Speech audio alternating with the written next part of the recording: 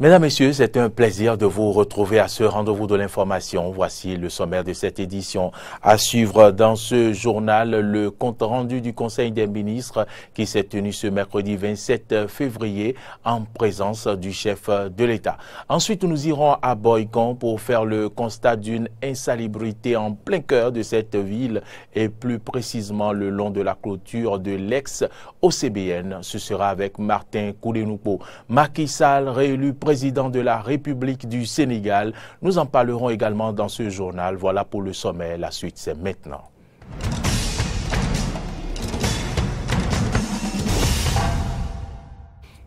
Bienvenue donc à toutes et à tous. 28 février 1990, 28 février 2019, 29 ans que prenait fin à l'hôtel PLM à Lédio, la conférence nationale des forces vives de la nation.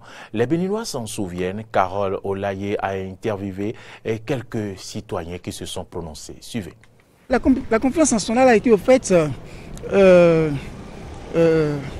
un pacte scellé entre l'armée béninoise, que le président Kérékou incarnait, l'église qui portait la voix du peuple, et enfin la classe politique. Elle a été le fruit d'un consensus, c'est-à-dire les gens ils ont transcendé leur ego et ils ont pu accoucher d'une constitution qui, dans sa trame, garantit les droits fondamentaux. Et moi, je n'ai qu'un seul repère, la liberté. La liberté d'expression, la liberté de penser. Et, vous voyez, dans l'acte constitutif de l'UNESCO, il est dit la guerre prenant naissance dans l'esprit des hommes, c'est dans l'esprit des hommes que devraient être élevés les moyens de défense de la paix.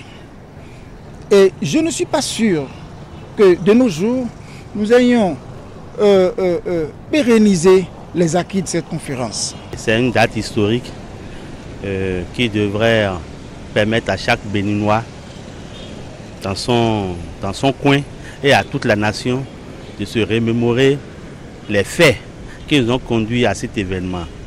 Des faits qui ont secoué la nation dans son tréfonds, des faits qui ont ébranlé toutes les familles parce qu'il y avait des situations extrêmement difficiles au plan social et politique. Ce jour, nous avons vaincu la fatalité, comme l'a dit le professeur Albert Thévoé-Djéré. Je crois qu'aujourd'hui, doit être une commémoration, une union de prière pour que la nation ne vive plus jamais les moments qu'on a connus avant cette date historique. Et à l'époque, j'étais encore élève. Et j'étais avec un enseignant et parfois c'est difficilement qu'on mangeait à la maison. Et ensuite, lors de la conférence, on a suivi le débat à la radio. Et ça a été houleux, mais Dieu merci. Au finish, ça s'est bien passé. Oui, je pense que pour pérenniser cette démocratie, il faut le respect des tests. Des tests que nous-mêmes, on s'est donnés. Il faut qu'on les respecte. Quelques mois auparavant, j'étais en stage au Cameroun. Quand on dit que vous êtes béninois, vraiment, tout le monde avait... On parlait mal du pays. On parlait mal du pays, allez, sérieux.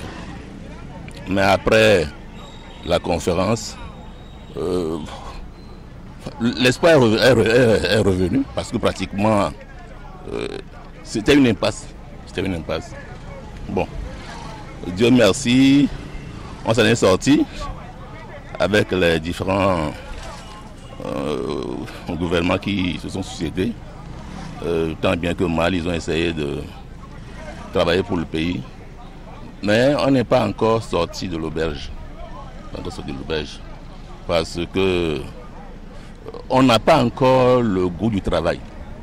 La facilité, tout le monde, c'est ancré dans notre culture. Les cadres qui sont au poste de gestion n'ont pas la culture du contrôle. Lorsque vous parlez de contrôle à quelqu'un, dit ah, il veut me foutre en prison. Il faut bien gérer le pays. Vous venez de suivre quelques citoyens qui se souviennent de la conférence nationale. Je vous l'annonçais en titre, le traditionnel Conseil des ministres s'est tenu ce mercredi 27 février sous la présidence effective du chef de l'État Patrice Talon. Plusieurs décisions ont été prises au titre des mesures normatives et des nominations prononcées. Suivons ici le ministre Oswald Omeki pour le compte-rendu. Le Conseil des ministres s'est réuni ce mercredi 27 février 2019 sous la présidence de M. Patrice Talon, président de la République, chef de l'État, chef du gouvernement. Au cours de la séance, les décisions ci-après ont été prises. Au titre des mesures normatives, le Conseil a adopté le décret portant prorogation du mandat des membres de l'autorité de régulation de l'électricité ARE. Au titre des communications, compte rendu d'étape de la mise en œuvre du projet d'accès à la télévision par satellite pour 200 villages en République du Bénin. Ce projet, initié en partenariat avec la coopération chinoise, permettra d'installer dans chacun de ces villages non encore couverts par la télévision numérique terrestre TNT, 2 vidéoprojecteurs avec décodeur intégré, un poste téléviseur numérique de 32 pouces pour les lieux publics. Les 10 villages recevront gratuitement 21 chaînes de télévision pendant les 5 ans que durera ce projet. Fixation des prix des produits pétroliers pour le mois de mars 2019. En application du mécanisme d'ajustement des prix, au titre du mois de mars 2019, les prix se présentent comme suit. Essence, 475 francs le litre. Pétrole, 535 francs le litre. Gasoil, 540 francs le litre. Mélange, 555 francs le litre. Gaz domestique, 525 francs le kilogramme. Au titre des mesures individuelles, sur proposition du ministre de la Justice et de la Législation et après avis du Conseil supérieur de la magistrature, les nominations ci-après ont été prononcées. À la chancellerie, directeur des affaires civiles, pénales et des grâces, M. Bedole Jules Rogatien Glagladji. Au Conseil supérieur de la magistrature, secrétaire général adjoint, cumulativement avec ses fonctions au tribunal de commerce de Cotonou, M. Kokou Lana William Carmen Kodjo Papassou. À l'école de formation des professions judiciaires, présidente du conseil d'administration, Madame Ginette Afanoubo. Dans les juridictions, à la Cour de répression des infractions économiques et du terrorisme, CRIET, membre de la commission d'instruction, M. Mathieu Sobabé. À la Cour d'appel de Cotonou, conseiller, M. Ismaël Sanoussi, M. Alain Semassou, M. Dossa Boko, cumulativement avec ses fonctions de membre de la commission d'instruction de la CRIET. Au tribunal de première instance de première classe de Porto Novo, président, M. Florentin Baudou. Au tribunal de première instance de deuxième classe d'Abomey-Calavi, juge, cumulativement avec ses fonctions à la CRIET, M. Essowe Batamoussi. Au tribunal de première instance de deuxième classe d'Abomey, procureur, M. Adjima Khalifa Djimila. La Commission électorale nationale autonome Sénat a clôturé l'opération d'enregistrement des dossiers de candidature ce 26 février à 0 heure. Après 5 jours d'attente, l'institution a connu une forte affluence au dernier jour. Avant la clôture de l'opération à 0 heure, 7 partis ont pu déposer leur dossier. Il s'agit du Bloc républicain, l'Union progressiste, l'UDBN, Mouel Bénin, USL, PRD et FCDB. Ce sont bien les partis qui ont pu faire l'enregistrement et qui ont pu faire enregistrer leur dossier de déclaration de candidature pour les élections législatives du 28 avril 2019. Ils viennent ainsi de passer la première étape de la phase d'enregistrement. Le président de la Sénat, Emmanuel Tiando, s'est prononcé. Nous avons à cette étape, reçu 7 partis politiques qui sont arrivés au siège de la Sénat pour déposer les déclarations de candidature. Je voudrais vous citer ces partis politiques par ordre d'arrivée à l'intérieur de la Sénat. Il s'agit donc de Force Kouri pour le développement du Bénin, FCDB, de l'Union progressiste, UP, de Moël Bénin, du Parti du Renouveau démocratique, PRD, du Bloc républicain, de l'Union sociale libérale, USL, et de l'Union démocratique pour un Bénin nouveau, UDBN. À cette étape de l'enregistrement des dossiers de candidature, l'objectif de la Sénat était tout simplement de vérifier la complétude des dossiers qui lui ont été déposés. Il y aura une autre étape, et cette étape, c'est celle de l'examen quant au fond des dossiers, ce que le Code appelle l'examen de la conformité et de la recevabilité des déclarations de candidature. Donc pour l'instant, nous ne pouvons pas vous dire tel ou tel parti remplit les conditions pour participer aux élections. Nous ne pouvons pas vous dire non plus voilà les insuffisances qui ont été enregistrées concernant telle ou telle formation politique. Nous avons tout simplement enregistré tous ceux qui sont venus à l'intérieur de la Sénat avant minuit. Et donc, à partir de demain, nous allons commencer l'étude de ces dossiers et au terme de l'étude qui sera faite, au terme de l'examen approfondi, nous allons vous donner la liste des partis politiques que la Sénat considère comme pouvant être capables de participer aux prochaines élections législatives. Ne sera tardé. Il faut dire que suite au dépôt des dossiers de déclaration de candidature, les présidents et représentants des partis ayant déposé leur dossier nous ont livré leur impression. Suivons-les plutôt. De soulagement parce que c'est un long accouchement, mais l'accouchement a eu lieu dans de très bonnes conditions en regardant l'organisation parfaite de notre accueil, l'organisation pratiquement de la manière dont on devait rentrer en salle, de la manière dont les dossiers ont été reçus, de la manière dont les dossiers ont été traités devant nous. Et pour un premier contact, je crois que c'est un contact sérieux au niveau des dossiers. Et des fois, on a eu des questions. Je crois que ce contact-là nous permet de dire que c'est un vrai ouf de soulagement. L'UDBN vient comme les autres partis déposer ces dossiers. Le processus a été très fastidieux, comme vous l'avez constaté. Nous avions commencé depuis hier, où nous nous sommes enregistrés d'abord.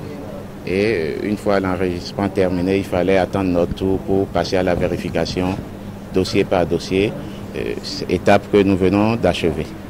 Nous venons d'avoir un document provisoire par rapport au dépôt du dossier et nous laissons le temps à la Sénat de faire l'étude du dossier pour nous revenir. J'ai pu accomplir mon devoir.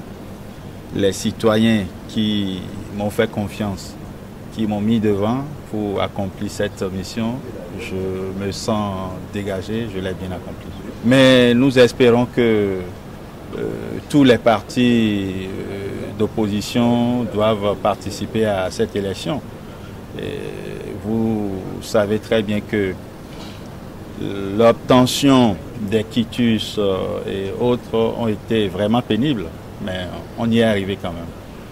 Nous venons de déposer notre dossier et j'ai le plaisir de vous annoncer que nous n'avons eu aucune observation. Je pense que même pour que le président de la Sénat même signe le récépissé provisoire, il a demandé à revoir les dossiers, enfin un échantillon de dossiers pour ne pas mettre sa signature sur un récépissé provisoire sans tâche. Je crois que c'est un signal fort. Nous sommes nés il n'y a pas longtemps. Le reste, on verra. Les ouvriers des chantiers Sino-Hydro du projet asphaltage sont mécontents de leur employeur. Réunis au sein du collectif des ouvriers travaillant sur les chantiers d'Akpakpa et de Maro Militaire à Cotonou dans le département du littoral. Ils ont dénoncé ce mardi 26 février 2019 les conditions inhumaines dans lesquelles ils travaillent. Frédéric Espoir Oumambou et Romaïque de Vauchy. Les ouvriers de l'entreprise Sino-Hydro, adjudicataires du lot 2A du projet asphaltage, sont montés au créneau ce mardi à travers une déclaration de presse. Travaillant sur les chantiers des quartiers Akpakpa et Maro Militaire, ces ouvriers ont tenu par la présente sortie à dénoncer les conditions de vie et de travail des plus inhumaines depuis leur recrutement en décembre et en janvier pour d'autres, selon leurs propres propos.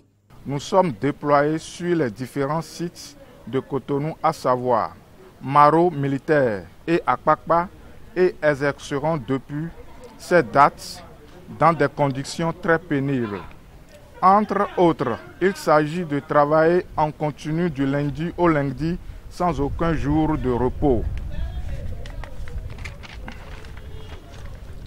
Travailler durant 10h30 par jour, soit 14 heures par semaine, alors que le Code du travail en vigueur prévoit 8 heures de temps journalier, soit 40 heures par semaine. Travailler sous la hantise des contremaîtres chinois, notamment le sieur Joffan, qui exerce des châtiments corporels, voire des bastonnades à coups de coupe-coupe et de bois sur certains parmi nous. Travailler sans aucune sécurité sanitaire et sans aucune condition d'hygiène sur les différents sites. Quant aux conditions salariales, chers amis de la presse, elles sont des plus misérables. Très engagés à participer malgré tout à la construction de leur pays, à travers ce travail, ils exigent. Face à ces conditions de vie et de travail pénibles, nous, ouvriers béninois du collectif des ouvriers de l'entreprise Sino-Hydro, exigeons le départ sans condition du contremaître Joffan de tous les sites du projet asphaltage, le relèvement de l'indice salarial aux normes et réglementations en vigueur en République du Bénin, le paiement de nos heures supplémentaires qui est de 35 heures par semaine. Exigeons des jours de repos par quinzaine ou par semaine. Exigeons des conditions sociales sur les différents sites du projet asphaltage. Exigeons des points d'excellence sur chaque site. Exigeons une prise en charge sanitaire pour les cas d'accident de travail ou de malaise sur le chantier.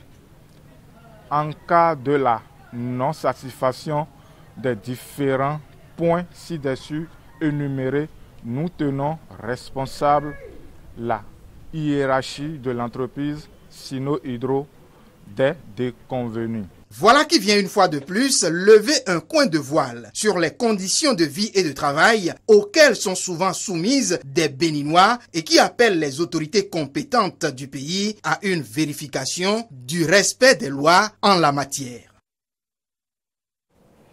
Allons dans la ville de Boycon où une équipe de notre rédaction a fait le constat de l'insalubrité en plein cœur de la ville et plus précisément le long de la clôture de l'ex-OCBN. Des immondices y règnent en maître, un phénomène qui n'est pas sans conséquence sur les populations. Suivez ce reportage de Martin Koulinoupo. sommes ici derrière la clôture de l'OCBN devenue Bénirail dans la commune de Boyikon. Cette place publique, occupée par les bonnes dames pour exercer leurs activités économiques, est devenue aujourd'hui un lieu de dépotoir sauvage. Une situation que déplorent les populations. Si on regarde à côté de l'OCBN là, on voit que c'est sale et que c'est mauvais. Et les choses que c'est les dames qui font ça. Ils jettent des feuilles d'acassa, des sachets, et si ils jettent des sels au mur, au bord de la mur. Et ça là, c'est mauvais. Ça donne des maladies qui nous amènent à l'hôpital. Et ça là ne fonctionne pas. Comme les bonnes dames sont renvoyées et le milieu est comme ça, et il n'y a personne pour s'occuper pour l'entretien là. Ça fait que les gens du quartier, en plus les vendeurs, les bonnes dames aussi, jettent les dalles d'ordures ici. Il n'y a pas de sécurité. Avec ces dépotoirs maintenant là, ça donne des maladies. Face aux conséquences qu'engendre cette insalubrité galopante, ces populations interpellent les autorités à divers niveaux. Le chef d'État, il va regarder si l'OCBN là, comment il est là, c'est pas bon. Si les femmes qui vont rester là pour commencer par vendre, ce sera propre, ils vont commencer. Je ne sais pas si quelque travail qu'il voulait faire là, il va commencer par faire. Je prie à l'autorité de venir même, de voir le délégué du milieu, en plus les gens de sécurité, pour pouvoir sécuriser un peu le milieu. Face à une telle situation, une prompte réaction des autorités de la commune de Boyikon est attendue. La nouvelle est tombée ce jeudi 28 février 2019.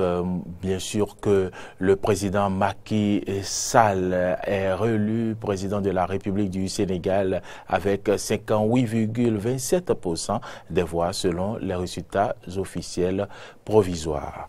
Au Nigeria, Mamadou Buhari a prononcé un discours après avoir été réélu président du Nigeria lors d'élections dont le report avait irrité les électeurs et avait accru les tensions politiques menant à des accusations de fraude et de collusion. On l'écoute. Bien que ces élections aient été relativement calmes, des fauteurs de troubles dans quelques États ont essayé de perturber un processus par ailleurs bien ordonné. Les agences de sécurité vont présenter à la justice tous ceux qui ont été arrêtés pendant ces événements. Je suis très triste de voir les graves pertes de vies humaines pendant ces élections. Les agences de sécurité vont déployer leurs efforts pour protéger les électeurs lors des élections régionales à venir. Je voudrais lancer un appel exceptionnel à mes supporters, ne pas jubiler ni humilier l'opposition. La victoire est une récompense suffisante pour nos efforts.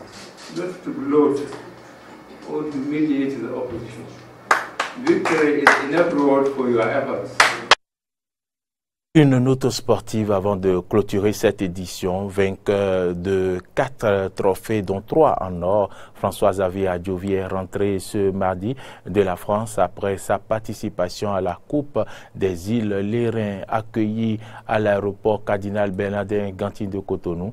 Il s'est exprimé pour présenter le contexte de sa participation à la dite compétition. Il est au micro de Laurent Roland Tonnenkes. C'est une première sortie pour moi cette année et j'avais promis l'année passée de battre le record, mon propre record, parce que je suis l'athlète senior qui a raflé plus de trophées que tout le monde dans le pays. Je n'ai pas de concurrent en réalité, donc j'avais ramené 10 trophées dont 6 en or et on a été récompensé par le ministre de tutelle au Meki qui a décidé de célébrer les champions. C'est une occasion pour moi d'adresser mes profondes reconnaissances. Ça encourage quand tu sors du pays et que tu ramènes des trophées et que ton ministère ou les dirigeants t'accueillent et et soient reconnaissants. Et ça motive les joueurs et ça nous permet de prendre plus d'engagement au profit de la nation. Et dans cette optique que je suis, donc pour faire cette première sortie à ce grand rendez-vous du Festival de Cannes, le premier rendez-vous de l'année, je suis parti sur les 5 épreuves, j'ai remporté 4. Et 4 médailles, dont 3 en or et 1 en argent. Une deuxième place au Grand Chelem. C'est inédit, donc je suis le joueur qui a dominé encore une fois ce festival. J'ai raflé plus de trophées que tous ceux qui sont présents. J'ai battu tous mes patrons, tous les super séries et animateurs du jeu là-bas. Ça m'a trop fait plaisir. On m'appelle le surprenant François Xavier et qui à cette place, personne ne m'attendait. Et moi, j'avais confiance en moi. Félicitations et bon vent au surprenant François Xavier Adjovi. C'est sur cette note sportive que s'achève cette édition. Si vous nous avez suivis, merci de l'avoir fait et à très vite.